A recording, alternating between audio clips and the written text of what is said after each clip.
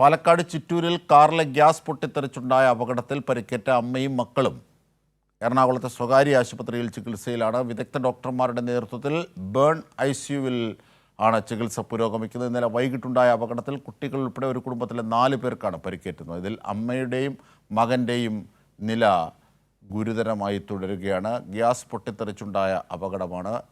എന്താണ് ഇതിന് കാരണം എന്നുള്ളതിനെ സംബന്ധിച്ച് കൂടി പരിശോധിക്കേണ്ടതുണ്ട്. വിവരങ്ങളുമായി തിയോഫിൻ ചേരുന്നു. തിയോഫിൻ, എന്താണ് ഈ അപകടം ഉണ്ടായത്? ഗ്യാസ് പൊട്ടിത്തെറിക്കാനുണ്ടായ സാഹചര്യം അടക്കം എന്തൊക്കെയാണ് ഇപ്പോൾ അറിയുന്ന വിവരങ്ങൾ? പിന്നീട് ഈ പരിക്കേറ്റ് കഴിയുന്നവരുടെ അവസ്ഥ കൂടി.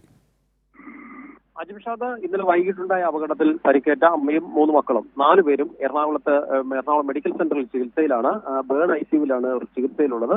വിദഗ്ധ ഡോക്ടർമാരുടെ നേതൃത്വത്തിൽ ഇവർക്കായുള്ള ചികിത്സ പുരോഗമിക്കുന്നുണ്ട്. ഇതിനിടെ നമുക്ക് ആശ്വാസകരമായ ഒരു വാർത്ത നൽകാനുള്ളത്, ഈ അപകടത്തിൽ പരിക്കേറ്റ കുട്ടികളിൽ ഇതിൽ മൂത്ത കുട്ടി അലീന അപകടനില തരണം ചെയ്തിട്ടുണ്ടെന്ന് ബന്ധുക്കളോട് ഡോക്ടർ പറഞ്ഞു എന്നതാണ് ബന്ധുക്കൾ നമ്മളോട് പങ്കുവച്ച വിവരം. എന്തായാലും അതൊരു ആശ്വാസകരമായ വാർത്തയാണ് ബന്ധുക്കളെ സംബന്ധിച്ച്. പക്ഷെ ഇതിൽ മറ്റുള്ളവരുടെ നില ഗുരുതരം തന്നെയാണ്. ഇതിൽ അമ്മയുടെയും എൽസിയുടെയും മകന്റെയും നില വളരെ ഗുരുതരമാണ്.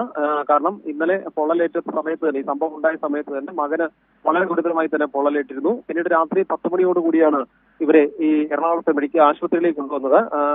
രാത്രി ആദ്യം 2 കുട്ടികളെ കൊണ്ടുവന്നു. അതിനുശേഷം ഒരു 10 മണി കഴിഞ്ഞ് അമ്മയെ ആംബുലൻസിൽ എത്തിക്കുന്നു. പിന്നീട് പുലർച്ചയോടുകൂടി മൂത്ത മകൾ അലീനയെയും എറണാകുളം മെഡിക്കൽ സെന്ററിൽ എത്തിച്ചു. ബേൺ ICUവിൽ വിദഗ്ധ ചികിത്സ ലഭ്യമാക്കുന്നതിന് വേണ്ടിയാണ് ഇവരെ എറണാകുളത്തേക്ക് കൊണ്ടുവന്നത്.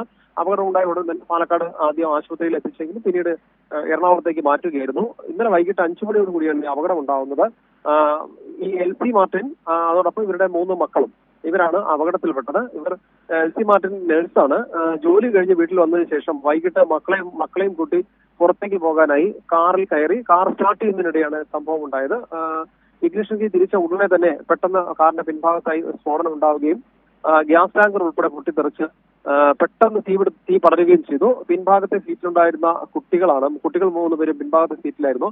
അവർക്കാണ് ഏറ്റവും കൂടുതൽ പൊള്ളലേറ്റിട്ടുള്ളത്. ഇവരെ രക്ഷിക്കാൻ ശ്രമിക്കുന്നതിനിടയിലാണ് അമ്മയ്ക്ക് പൊള്ളലേറ്റത്. ഒപ്പം ഇവരുടെ ഈ അപകടം കണ്ടറിഞ്ഞ് പെട്ടെന്ന് ഓടിയെത്തിയ ഇവരുടെ മുത്തശ്ശിയുണ്ട്. മുത്തശ്ശിക്ക് ചെറിയ തോതിൽ പൊള്ളലേറ്റിട്ടുണ്ട്. പക്ഷെ അപകടത്തിൽ കൂടുതൽ പരിക്ക് ഈ അമ്മയ്ക്കും 3 മക്കൾക്കുമാണ്. ഇവരെ 4 പേരെയും എറണാകുളത്തേക്ക് കൊണ്ടുവന്നിട്ടുണ്ട്. എറണാകുളത്ത് ആശുപത്രിയിൽ ഇപ്പോൾ ചികിത്സയിലാണ്.